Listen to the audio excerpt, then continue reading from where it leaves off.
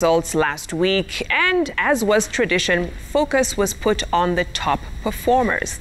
Well, this approach has over the years sent a message that as a society, we place a premium on those who do well academically. Well, tonight we'll talk to two very different individuals who faced unique challenges along the way, but ended up achieving incredible academic success. Allow me to introduce Pastor Tabitha Mwangi and Dr. Michael Gishingiri. Thank you both for joining me. Tabitha, let me start with you.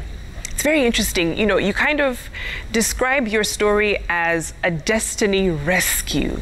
I've never heard that. Why would you use that phrase to talk about your story? Interesting. When I was actually thinking about what has happened through this whole me sharing the post and it going viral, I thought about myself as a young girl when I received the exams results, and I thought the grade I got, having looking at my background, where I was coming from a very humble background, with that grade, it was almost like you're saying your destiny is over. And what happened afterwards, the process, the path that God has taken me through, is what I look at and say that was destiny rescue, because I wouldn't have made it with that grade.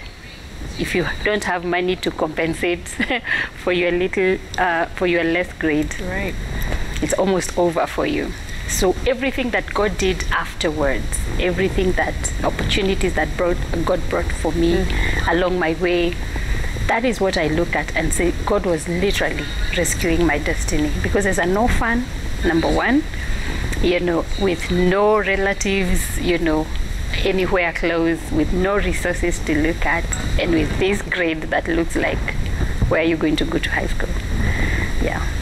Take us through that point, because you mentioned the post you put, and just for our viewers who don't know, you posted something on Facebook back in 2018, yes, talking about, hey, this is what I got in my KCPE. It seemed like I wasn't going to go anywhere after that. But what was happening in that point in time for you?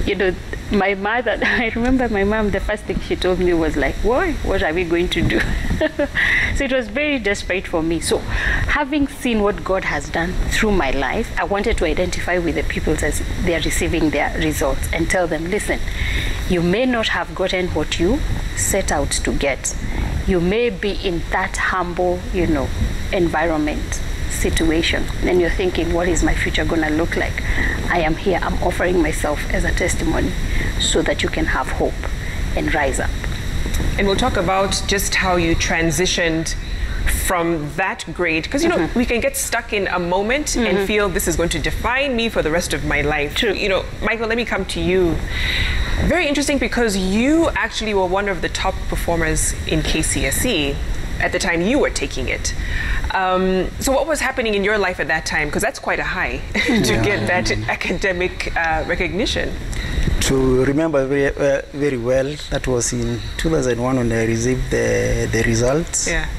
And there was jubilation in the whole village, that small village. Then there were congratulation messages coming from all over who's who in the society. Yeah. And I was over the moon. My name was coming up in all the forum. But fast forward, came to Nairobi, started school.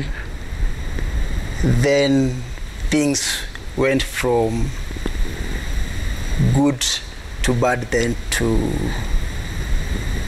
us, until then they turned around to where we are now. So take us through that decline, right? You're on this high. People are looking at you as this beacon of hope. Look, if you can work as hard as Michael, look at what you can get. You're in the university of your choice, studying what you wanted. Yeah. So what happened? What was that transition to where you almost lost it all? When I joined university, I joined a group of friends who are seasoned in partying. I started taking alcohol, experimenting out of curiosity. That was first year. Towards second year, I was almost hooked. Then in third year, I can say I was an addict.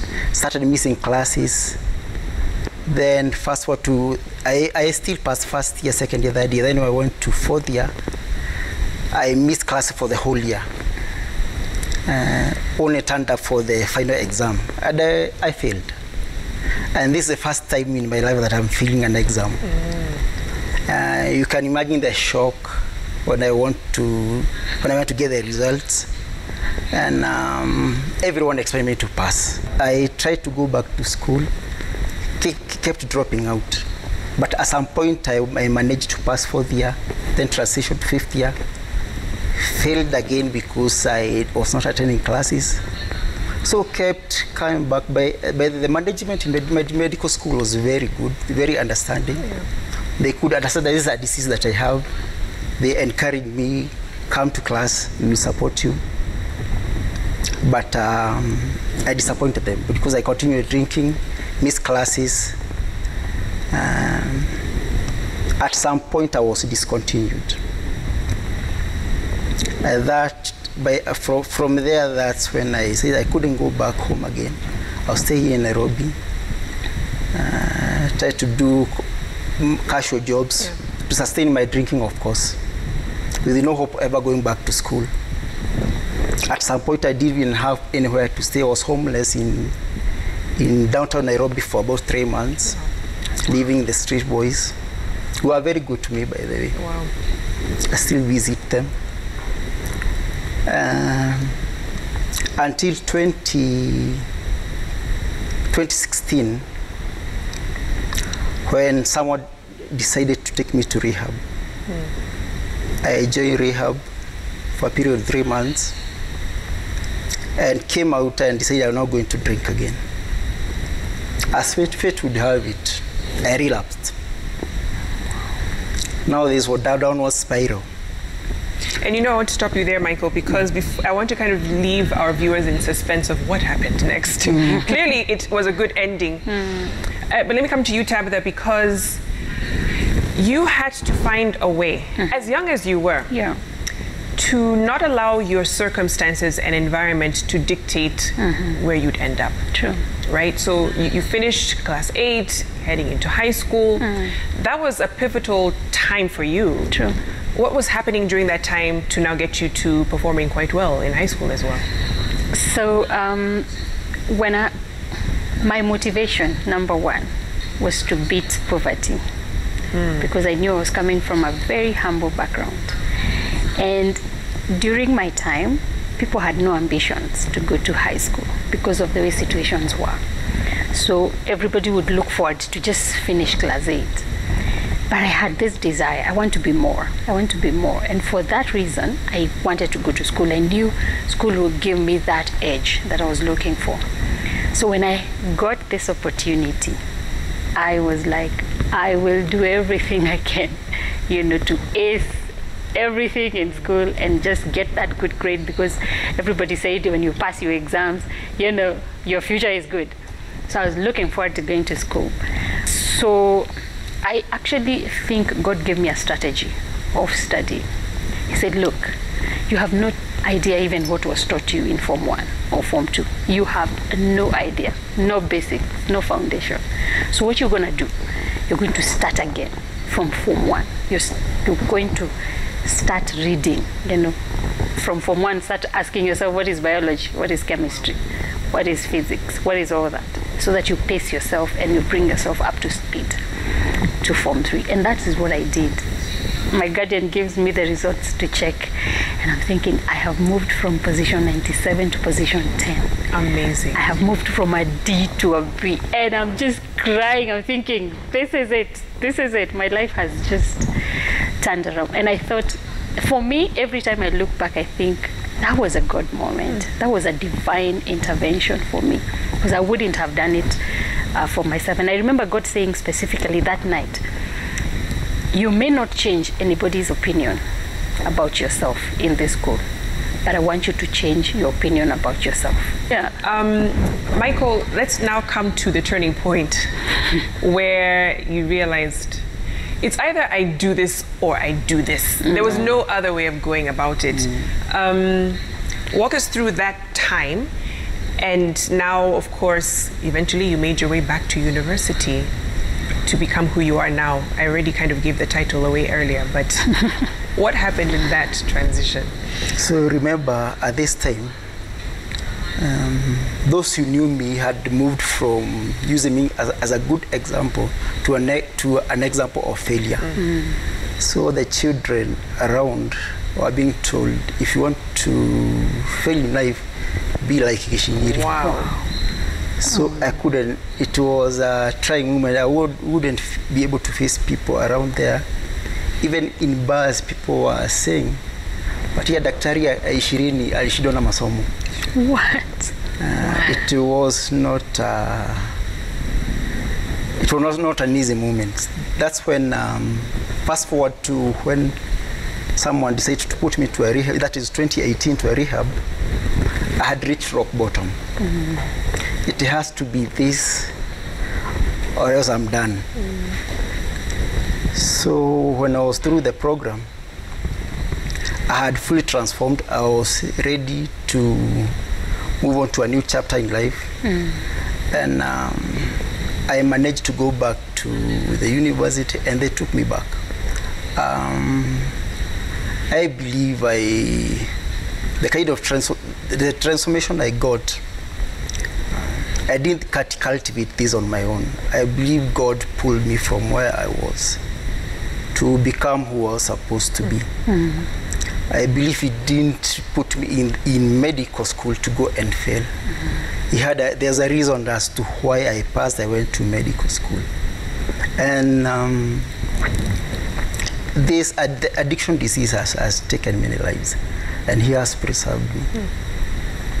So I had a reason to be focused, do what is right, knowing that the prize at the end.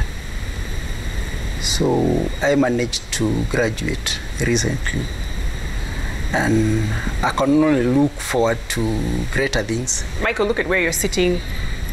Look at what you've achieved. And even as we wrap up, and I want to get your last words as well, Tabitha. What do you tell someone who, they're probably in the middle of the back and forth cycle like you were? You know, you go to rehab, you're good, relapse. You get some help, you're good, out of school. You know, so what do you tell someone who's in that cycle and they want to get out? What advice do you give them? I believe God has a purpose for each one of us. You will go through tribulations, but God's time is the best. He will lift you up when you feel so much down that nothing good can come out of you. The future looks bleak, but that is the moment God comes and picks you up and takes you to a rightful place.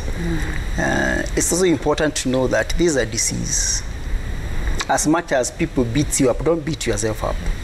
Rise up, seek help, and everything will be well.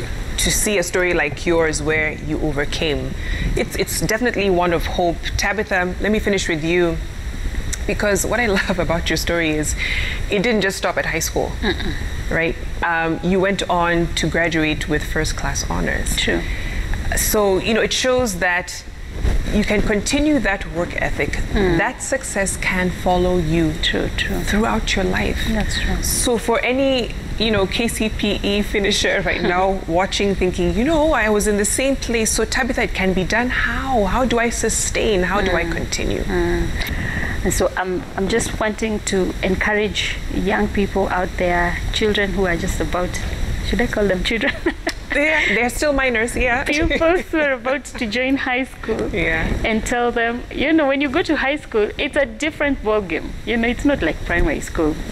And I remember in Form 3, when my life turned around, you know, those students who are behind me are the students who had scored over 500 marks, you get, out of 700. And now I had an opportunity to beat them. So it shows there is nothing that is cast on stone. You can change your destiny. You can change things around. And let me say also, the hope is something good.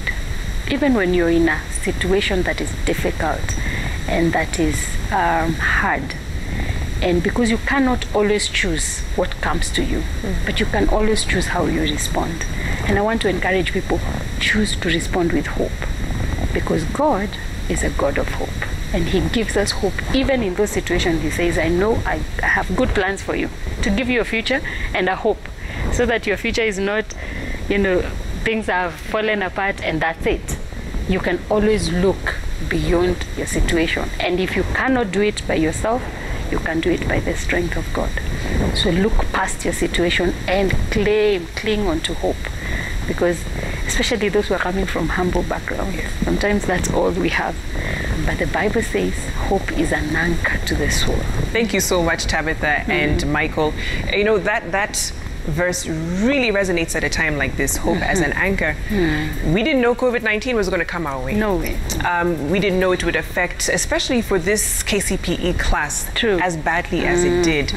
But if they were able to make it through this season, and you made it through your seasons, there's nothing that's impossible for them. No way. Thank you so, so much. Thank you for watching. I hope this conversation was a destiny rescue, in the words of Pastor Tabby and Michael. Thank you so much for watching. Keep the conversation going on social media, #CitizenWeekend. Have a lovely evening.